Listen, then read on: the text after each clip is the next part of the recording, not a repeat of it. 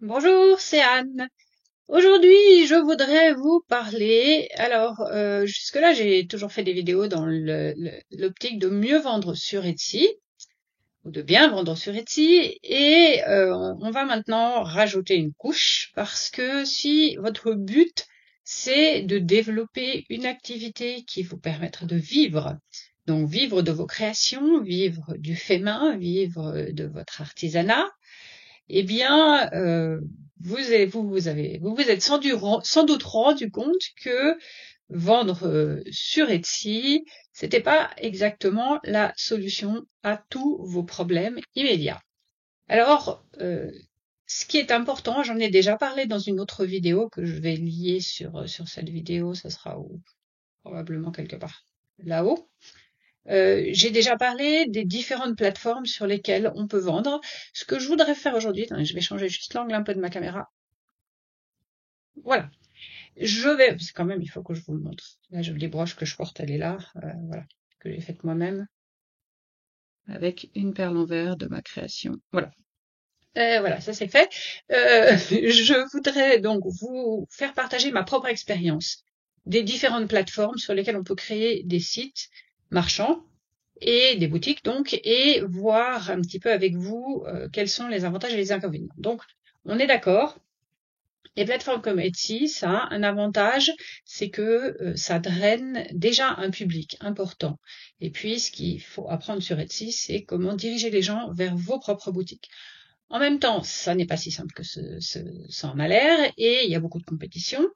Et aussi, vous êtes tributaire des choix que fait Etsy, et vous êtes complètement dépendant de ça. Donc, si Etsy décide d'un seul jour de changer l'algorithme et que le nouvel algorithme n'est plus favorable à vos produits, vous vous retrouvez un peu le bec dans l'eau.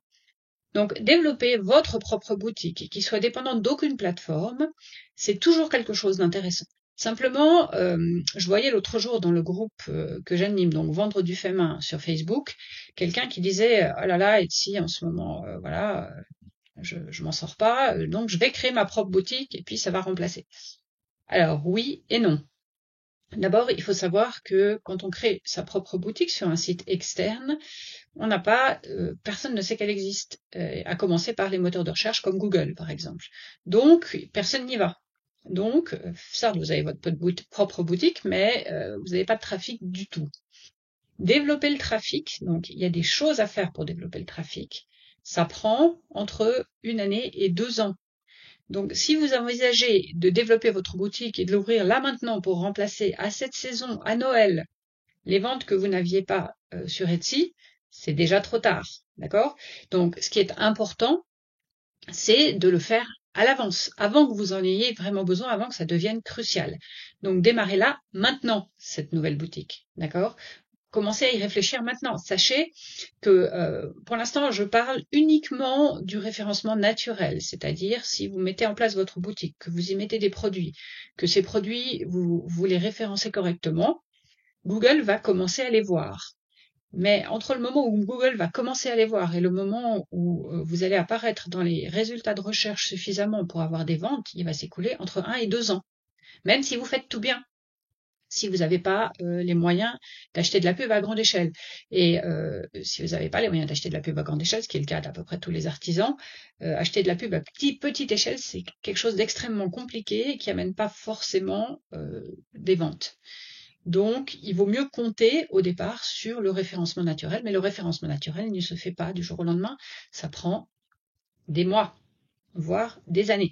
Donc, sachez, encore une fois, alors, cette chaîne et tout ce que je dis, c'est jamais dans l'espoir de vous faire miroiter un truc qui va marcher comme ça du jour au lendemain, parce que ça n'est pas la réalité. D'accord? Il y a beaucoup de chaînes qui vont essayer de vous vendre des cours à droite, à gauche, des trucs pour vous dire, oh là là, regardez mes ventes, oh là là, j'ai fait des millions, regardez sur Etsy, regardez les chiffres et tout. Alors, déjà, les chiffres, on peut toujours les manipuler. Il y a beaucoup de ces gens, en particulier en ce moment, c'est la grande mode du revenu passif, où on vous dit que vous allez pouvoir créer une boutique et puis rien avoir à faire et puis que vous allez juste, voilà. Parfois, juste payer de la pub et puis voir des revenus, parfois naturellement, le faire naturellement. Sachez que la plupart des gens qui vous montrent des chiffres là-dessus, il vous montre des chiffres qui ont été manipulés. C'est-à-dire, par exemple, des gens qui ont drivé les ventes sur leur boutique pendant, je sais pas, un mois, où ils ont payé à perte des milliers de francs ou des milliers de dollars de pub pour leur boutique, simplement pour que les ventes augmentent, pour qu'ils puissent vous montrer des chiffres. Puis ensuite, ils arrêtent, parce que c'est évidemment pas rentable, évidemment pas. Mais au moins, ils vous auront vendu le cours. Et les gens qui vous vendent ces cours-là, ils sont là pour vous vendre des cours, ils sont pas là pour que vous réussissiez. Il faut le savoir, d'accord? Alors c'est plus facile à dire quand on n'a rien à vendre. Voilà, pour le moment, j'ai rien à vendre. Donc, je vous le dis. Voilà, je reviens donc aux différentes plateformes sur lesquelles on peut créer des boutiques. Donc il existe vraiment pas mal de plateformes concurrentes maintenant sur lesquelles on peut créer des boutiques. La plus connue, c'est probablement Shopify, enfin les deux plus connues, c'est probablement Shopify et WordPress. Moi, j'ai fait les deux. Et puis il y a d'autres, il y en a d'autres maintenant, par exemple Wix, par exemple Squarespace, enfin il y en a pas mal. Les gens ont tendance à se dire, ah, moi, je vais commencer par quelque chose comme WordPress parce que je peux le faire gratuitement, parce que Shopify, c'est pas gratuit, c'est payant. Et c'est ce que j'ai fait aussi, comme tout le monde. J'ai commencé avec une boutique sur WordPress parce que c'était gratuit, parce que, voilà. Gratuit. Alors, rien n'est gratuit dans la vie, vous le savez. Donc, déjà, ça veut pas dire que vous devez pas payer l'hébergement. Donc, il faut, de toute façon, même si vous développez vous-même votre propre boutique, vous devrez payer l'hébergement pour la boutique. Donc, il faut avoir un site, un hébergeur internet, d'accord? Donc déjà, ça, c'est pas gratuit. On est d'accord. Donc, il faut quand même budgéter quelques centaines de n'importe quelle monnaie dans laquelle vous travaillez, ok? Je sais pas, des dollars canadiens, des francs suisses ou des euros par année. Ensuite, une fois qu'on a compté cet hébergement, eh bien, si on travaille sur WordPress, effectivement, vous pouvez construire votre boutique gratuitement, mais ça va vous demander une énorme maintenance journalière parce que vous allez devoir rajouter des plugins à droite, à gauche. Alors, certains plugins, peut-être, ils seront gratuits. D'autres, ils seront peut-être pas gratuits. Ceux qui marchent vraiment bien, ils sont en général pas gratuits. Mais enfin, bon, ça, c'est un autre problème. Imaginons que vous ayez trouvé tous les plugins gratuits que vous avez envie d'utiliser. Ces plugins, ils sont mis à jour, j'allais dire pratiquement journalement. Ce qui veut dire que chaque jour, vous vous retrouvez devant une boutique dans laquelle il y a plein de mises à jour à faire. Les mises à jour, ça se fait pas n'importe comment. À chaque fois que vous en faites une, vous avez, on va dire, allez, je vais être conservative, on va dire, 7 chances sur 10 de planter la boutique. D'accord? Et puis, si vous n'avez pas derrière un ingénieur informatique qui gère la boutique, bah, vous allez galérer. Simplement, il y a beaucoup de maintenance informatique à faire, vraiment. Moi, j'ai une formation de base qui a inclus de l'informatique, donc quand je vous dis que c'est pénible à faire, voilà, je suis pas débutante dans ce domaine-là, d'accord? Et vraiment, au bout d'un moment, j'en ai eu marre. Il y avait trop de maintenance à faire et j'avais un support informatique derrière. Donc j'avais quelqu'un, mais qui était submergé parce que j'étais pas la seule à lui demander de l'aide. Et il arrivait, enfin c'est pas qu'il arrivait pas à suivre, il arrivait à résoudre les problèmes. Mais comme il y avait des problèmes à peu près tous les jours ou tous les 2 jours, eh ben tous les jours ou tous les 2 jours, il y a un moment où les boutiques marchaient pas. D'accord? Simplement parce que voilà, et c'est inhérent à l'informatique, il y a des mises à jour tous les jours, et chaque mise à jour, bah, vous le savez, hein, quand on fait une mise à jour, il y a des trucs qui marchent pas, et puis voilà, il faut les corriger. Donc, j'ai fini par décider de passer à Shopify, qui est pas donné, mais tout est compris, c'est-à-dire l'hébergement et la maintenance informatique, c'est-à-dire que j'ai remplacé mon hébergeur internet par Shopify, donc qui fait tout, à part la gestion du nom de domaine parce que je l'avais créé ailleurs, donc voilà, mais ça c'est peut-être, je sais pas, 10-15 euros par mois, par année je veux dire. Et l'énorme avantage de Shopify, c'est qu'il s'occupe de la maintenance informatique. Et vous les payez, alors je pense que ça doit être autour de, je sais pas parce que moi, évidemment, j'ai des prix en francs suisses, mais ça doit être de l'ordre de 30 euros par mois. Alors, vous allez dire 30 euros par mois, ça fait beaucoup, pas tant que ça non plus. Ça fait à peu près, on va dire 350 euros par année. Si vous regardez un hébergement standard Internet, ça vous revient pas beaucoup moins cher. Et là, en plus, vous avez la maintenance, c'est-à-dire que c'est Shopify qui est responsable de tous les bugs informatiques. Et en général, il les gère en amont. Vous les voyez pas, d'accord? Et ça, c'est ça. Un coût que moi je suis mais totalement d'accord de payer. Après, j'avais regardé, quand j'ai décidé de switcher depuis WordPress vers Shopify, j'avais regardé d'autres plateformes. À l'époque, il n'y avait pas, c'est pas forcément exactement les mêmes que celles qui existaient maintenant, enfin qui existent maintenant, mais ce que j'avais regardé surtout, c'est que moi je voulais ouvrir une boutique dans laquelle il y ait énormément d'articles. Shopify, c'était le seul qui me proposait un nombre d'articles suffisant dans sa version de base.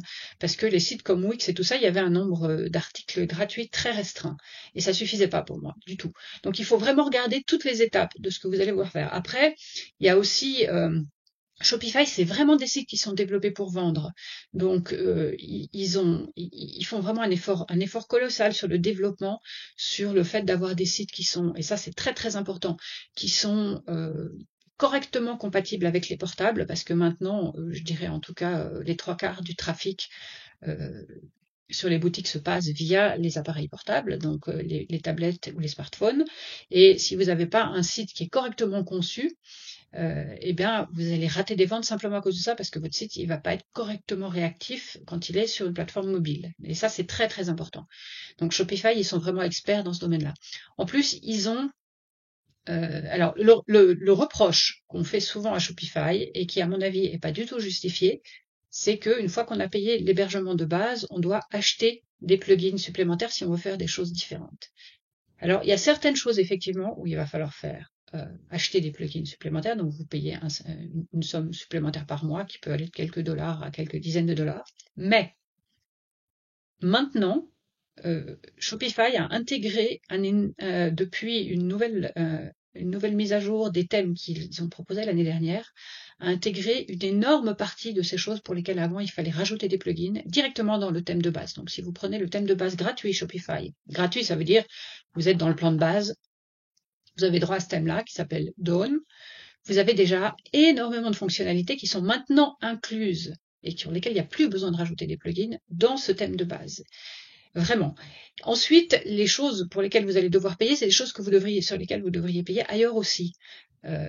Mais moi, j'ai toujours réussi jusqu'à maintenant à trouver des plugins gratuits ou des versions gratuites de plugins pour tout ce que je voulais rajouter. Il n'y a rien que je paye en plus. Donc, c'est possible. Si vous voulez faire des trucs hyper spéciaux, hyper difficiles, hyper, pointus en marketing ou hyper pointus dans la vente, peut-être que vous allez effectivement avoir besoin d'un plugin supplémentaire, mais la plupart du temps, si vous faites un peu de recherche, vous pouvez en trouver des gratuits qui ne vous obligent pas à payer. Et puis, les choses qui sont payantes, finalement, moi, je les ai toutes éliminées parce qu'elles ne m'apportaient rien en termes de vente sur ma boutique. D'accord? Donc, c'est un peu l'argument de base des concurrents de Shopify. Et en ce qui me concerne, je le trouve pas du tout justifié. Après, voilà. C'est à vous de voir. Par contre, sur Shopify, si vous pouvez créer une boutique avec un plan. Donc, si vous voulez créer 2 boutiques, il va falloir payer 2 fois l'hébergement, le même. Donc, 2 fois le plan de base qui doit être autour de, je sais pas, 20 ou 30 euros, d'accord, selon l'endroit où vous résidez. Voilà. Mais ça a un coût, ça se paye. Et puis un hébergement, ça a un coût, ça se paye aussi. Et voilà, comme je vous ai dit, le fait de ne pas avoir à se préoccuper de tout l'aspect informatique et de savoir si chaque matin vous allez vous lever et vous allez vous rendre compte que votre boutique marche pas, ça se paye. Et franchement, la tranquillité d'esprit, ça, voilà. Alors, encore une fois, moi, j'ai pas d'affiliation avec Shopify ou avec qui que ce soit d'autre. Donc voilà, c'est juste mon expérience personnelle que je partage. Mais ce qui est hyper important, c'est de comprendre qu'il faut le faire à l'avance. Créer tout ça. C'est pas quelque chose que vous allez pouvoir faire au dernier moment, puis comme ça, hop, on va pouvoir changer d'hébergeur et diriger tout le trafic de vente d'une boutique à l'autre. Il y a encore beaucoup d'autres options de vente qui peuvent vous convenir.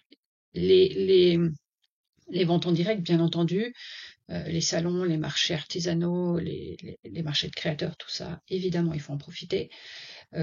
Également, pour moi, un truc qui marche bien pour le verre, c'est Facebook. Il y a des groupes Facebook de vente de perles en verre qui sont extrêmement efficaces pour moi. Donc voilà, cherchez toutes les avenues. Si vous avez réussi à développer, par exemple, un compte Instagram efficace, n'hésitez pas, vendez par ce biais-là aussi. C'est extrêmement difficile maintenant de le faire, si vous n'avez pas des gros moyens financiers pour faire de la pub de nouveau. Sachez que voilà, les réseaux sociaux, c'est pas toujours évident, mais si vous trouvez des marchés comme par exemple, moi je les ai découverts cette année, mais les groupes Facebook de vente, enfin je les ai pas découverts cette année, je les ai testés pour moi cette année. Les groupes Facebook de vente qui sont vraiment les gens qui sont intéressés par le type de produit que je fais, et vraiment ça vaut vraiment la peine d'aller chercher dans ces choses-là. Voilà. Donc, de nouveau, si vous voulez discuter de tout ça, je vous invite à rejoindre mon groupe Vendre du Femin par Anne Londaise et à répondre aux 3 question du questionnaire d'adhésion. J'insiste, il y en a 3. Ça me permet de trier les gens qui sont des vraies personnes, des gens qui sont des intelligences artificielles ou des robots, ou du spam. Et puis, je suis en train de réfléchir à peut-être, dites-moi si ça vous intéresse ou pas, que je mette en ligne quelques vidéos justement pour discuter des aspects pratiques de la création d'une boutique sur une plateforme de style Shopify. Voilà. Shopify a plein de tutoriels, hein, donc le but c'est pas de les remplacer, mais plus de vous parler de mon expérience personnelle, de ce à quoi il faut faire attention, et puis peut-être un petit peu plus en détail de comment on peut envisager d'y amener du trafic. Voilà, à bientôt!